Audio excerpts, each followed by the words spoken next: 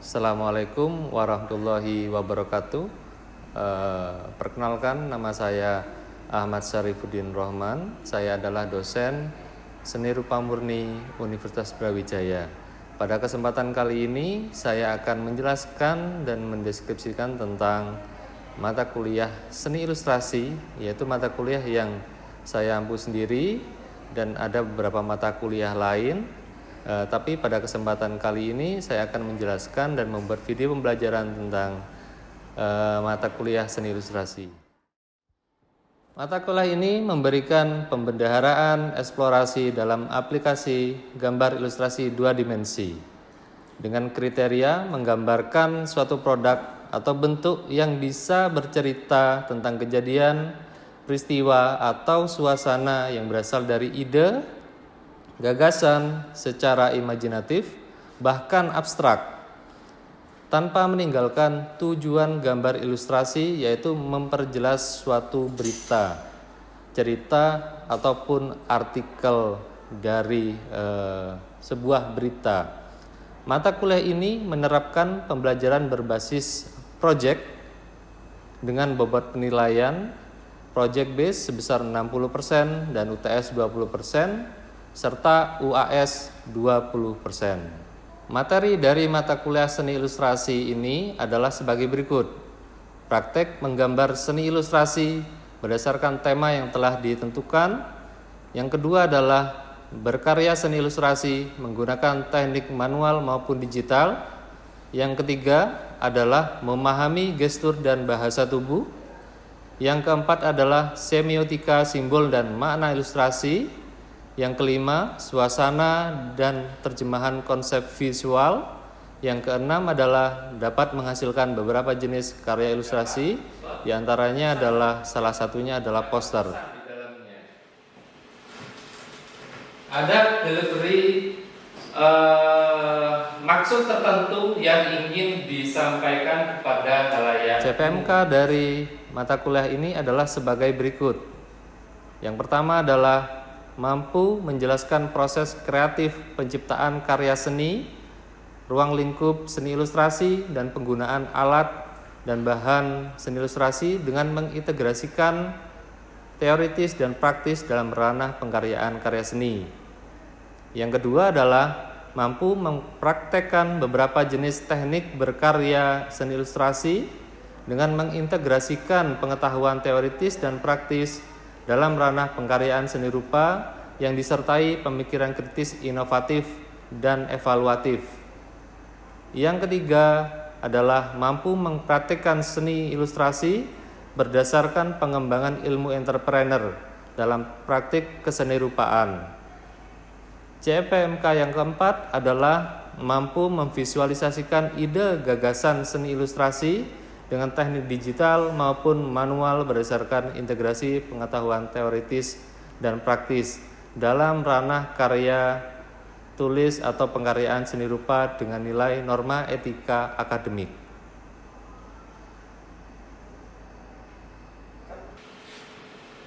Assalamualaikum warahmatullahi wabarakatuh. Waalaikumsalam warahmatullahi wabarakatuh. Selamat pagi teman-teman semuanya. Semoga sehat selalu. Pada pertemuan kali ini kita akan melaksanakan perkuliahan tentunya di mata kuliah Seni Ilustrasi. Seperti yang kita sudah kupas minggu lalu, kalian masih ingat tidak ilustrasi itu apa? Yang pertama di sini ilustrasi. Sedikit intermezzo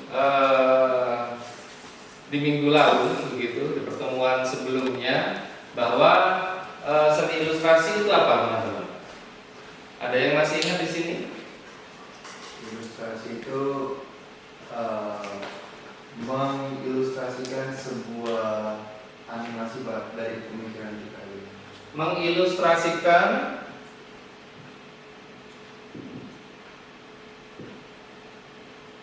sebuah gambar. Oke, terima kasih Febri. Ada lagi? Yang lainnya?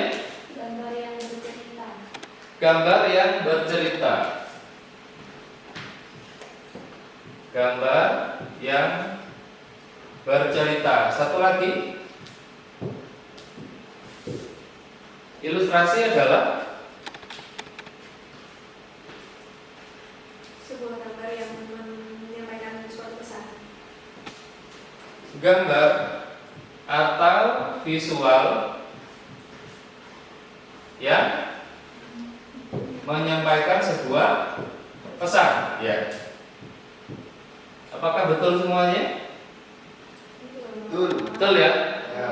Kalau kita lihat dari ketiga jawaban dari teman kalian ini, ilustrasi itu adalah suatu visual yang dibuat untuk menggambarkan situasi atau keadaan, ya, di mana dalam ilustrasinya tersebut, dalam visual yang disusun sedemikian rupa terdapat pesan, ya, terdapat pesan di dalamnya. Ada delivery maksud tertentu yang ingin disampaikan kepada khalayak umum biasanya. Ya, itulah ilustrasi. Artinya adalah dia menggambarkan sesuatu, ya, menggambarkan suatu keadaan, menggambarkan suatu tujuan, sehingga orang yang melihat komponen visual tersebut bisa apa? Bisa mengerti, ya, bisa mengerti secara tidak perlu mereka ada di dalam situasi tersebut, tapi dengan melihat visual tersebut sudah paham apa yang ingin disampaikan, gitu. Nah, salah satu cabang dari ilustrasi jenisnya itu adalah poster, teman-teman ya, poster. Jadi poster itu salah satu media yang digunakan, jenis visual yang digunakan oleh seseorang, ya, oleh praktisi, oleh siapapun itu, di mana tujuannya adalah jelas. Apa tujuan dari poster? Menyampaikan sebuah pesan. Menyampaikan sebuah pesan, ya. Menyampaikan sebuah pesan. Persuasif. Bagus sekali, persuasif. Apalagi? Poster. Apalagi?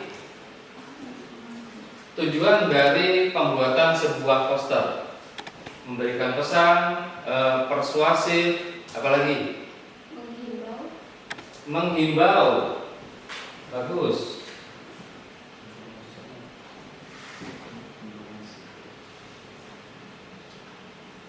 Nah, itu adalah tujuan dari poster, ya, tujuan dari poster. Namun poster itu memiliki karakter yang berbeda dengan ilustrasi yang pada umumnya. Karakter dari poster adalah apa? Yang pertama, agar poster itu terlihat jelas harus ada teks, ya, harus ada teks. Selain visual, poster itu harus ada teks. Nah, segi persuasifnya itu ada di sini, ya. Segi persuasifnya itu ada di sini, teks, di mana setiap poster pasti ada tagline-nya, ya, semboyannya, pasti ada visual dari teks yang tidak terlalu panjang, ya, mungkin hanya beberapa kalimat, sehingga itu bisa memberikan sebuah tekanan, ya. Yang pertama adalah poster. Poster adalah media komunikasi visual, ya, untuk menyampaikan pesan tertentu dengan cara yang menarik dan mudah dipahami. Komunikasi, ya, intinya adalah komunikasi visual. Artinya visual itu dibuat untuk memberikan komunikasi kepada orang-orang di sekitarnya. Selanjutnya adalah untuk menyampaikan sebuah pesan, lalu dengan cara yang menarik. Kenapa ada visual? Kenapa ada hierarki visual? Nanti kita akan bahas itu. itu agar apa? Kebutuhan estetik. Kebutuhan estetik itu agar menarik, ya, dan mudah dipahami. Itu adalah poster, ya, itu adalah poster. Lalu tujuan pembelajaran dari kita mengetahui poster itu apa, itu adalah sebagai berikut, ya. Memahami konsep dasar dan fungsi poster. Sudah kita bahas tadi di depan, itu seperti apa. Terus yang kedua adalah menganalisis prinsip desain dalam pembuatan poster. Jadi tidak serta-merta orang itu bisa langsung bikin, tidak, ya. Tapi ada aturan-aturannya, ada langkah-langkahnya yang bisa kita kerjakan untuk memudahkan dalam membuat poster. Yang ketiga adalah menggunakan teknik ilustrasi dalam poster, ya. Poster di zaman dulu tidak lebih dari 50% lah, ya, isinya teks semua gitu kan. Semakin berubahnya zaman, ya, orang semakin melek teknologi, semakin melek desain gitu. Jadi di dalam poster itu orang itu tidak perlu nulis teks terlalu banyak. Jadi dengan visual pun mereka bisa menjelaskan. Gitu. Lalu yang selanjutnya adalah menghasilkan karya poster dengan konsep visual yang kuat. Artinya mahasiswa seni rupa saya kira untuk hal ini sudah oke, ya. Maksudnya kalian sudah punya basic, ya. Sudah ada pembelajaran dari mana, sudah ada anatomi dan sebagainya, warna, kalian sudah harus paham tentang itu. Lalu selanjutnya untuk jenis-jenis poster. Jenis-jenis poster yang pertama itu poster komersial bertujuan untuk mempromosikan produk atau layanan, ya, komersil. Contohnya apa? Contohnya poster komersial. Poster apa? Kenapa? Tujuannya untuk mempromosikan produk. Tiap hari lihat TV kan, ya? Tiap hari lihat TV itu banyak sekali di TV, iklan-iklan, terus kalian berjalan di mall ada poster movie, XS1 dan lain sebagainya, itu kan banyak, ya. Itu contohnya. Yang kedua adalah poster edukasi. Biasanya poster yang dipasang untuk mengedukasi, ya, untuk misalkan pengetahuan orang tentang HIV/AIDS, pengetahuan tentang narkoba, menjadi apa namanya, di sini kalau kalian lihat di sekolah-sekolah itu banyak, ya, menjaga kebersihan dan sebagainya. Itu termasuk poster edukasi. Yang ketiga, poster sosial. Poster sosial itu mengkampanyekan isu sosial seperti kesehatan, lingkungan, atau hak asasi manusia, ya. Lalu selanjutnya event. Poster event banyak, ya, banyak, ya. Di lampu merah misalnya hadirlah event dangdut siapa gitu kan, ya, atau mungkin siapa, festival band mungkin siapa, mengundang siapa, nah seperti itu. Lalu poster propaganda, biasanya poster yang digunakan oleh institusi tertentu atau mungkin pemerintah atau mungkin organisasi tertentu untuk apa namanya, menyuarakan atau memberikan pesan-pesan apa, persuasif, ya. Lalu poster film tadi yang dikatakan itu banyak sekali sekarang. Lalu poster motivasi, inspiratif, biasanya tulisan, ini sebagian tulisan motivasi, ya. Biasanya quotes-nya siapa gitu kan, ya. Di sekolah ada, kalau lihat podcast Close the Door di belakangnya banyak tulisan, ya. Motivasi, nah seperti itu. Lalu ada poster layanan masyarakat. Biasanya poster yang dipasang di mana? Posyandu, puskesmas, layanan kesehatan dan lain sebagainya. Itu, ya, untuk layanan masyarakat. Lalu yang kedua itu adalah hierarki visual. Hierarki visual, tahu, ya, hierarki visual. Hierarki visual itu adalah mengkomposisikan visual yang priority. Artinya visual yang ingin ditampilkan itu harus ditaruh di paling depan. Yang tidak terlalu penting ditaruh di belakangnya. Ya, bisa ditumpangi. Ya, misalnya kalau ada teks atau mungkin tagline yang memang harus, misalkan poster tentang Indonesia, gitu ya. NKRI harga mati. Taruh di mana? Taruh di belakang, di background. Enggak ya? Paling depan. Nah, itu namanya hierarki visual. Ya, itu tipografi yang jelas sudah pasti. Kita tadi sudah mengupas tentang itu. Kesederhanaan. Artinya apa? Poster itu kesederhanaan itu subjektif, teman-teman ya. Subjektif artinya adalah apa? Agar bisa gampang dicerna oleh orang, ya. Tidak ruwet antara background terus dengan aksesoris lainnya itu jadi warnanya jadi satu semuanya, itu kan bingung jadinya. Nah, itu yang dimaksud kesederhanaan agar mudah untuk dicerna oleh seseorang. Gitu. Itu adalah prinsip desain dalam ilustrasi poster ya. Nah, seperti itu. Sampai di sini dulu. Ada yang ditanyakan, teman-teman? Untuk prinsip desain dari poster sendiri, kan tadi saya melihat ada contoh poster ya Pak. Terus di poster-poster itu ada pemilihan angle dari atas, dari bawah. Nah itu tuh sebenarnya menentukan apa sih Pak? Pemilihan angle di poster itu tuh. Oke. Tentang pemilihan angle di dalam poster ya teman-teman ya. Sebenarnya itu lebih kalau kalian nanti menempuh mata kuliah kom itu ada angle, iya. Angle artinya adalah untuk kebutuhan estetik saja sebenarnya kalau angle itu. Iya.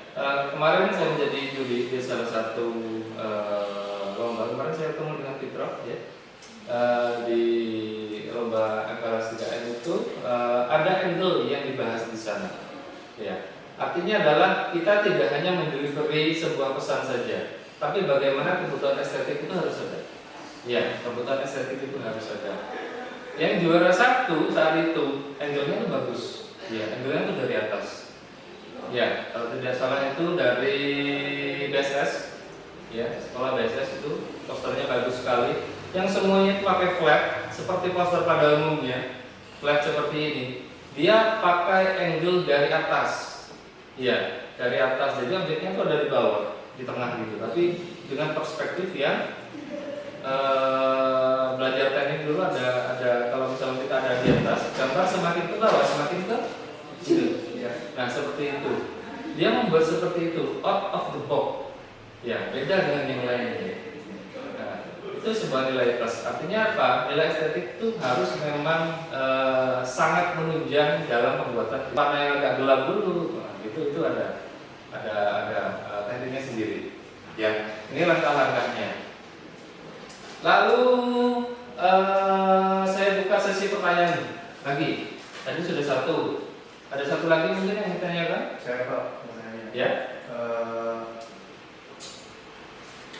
Ini kan termasuk langkah-langkah membuat ilustrasi poster Pak. Mungkin bagi kita ini pasti masih bingung untuk memilih software atau aplikasi ya Pak.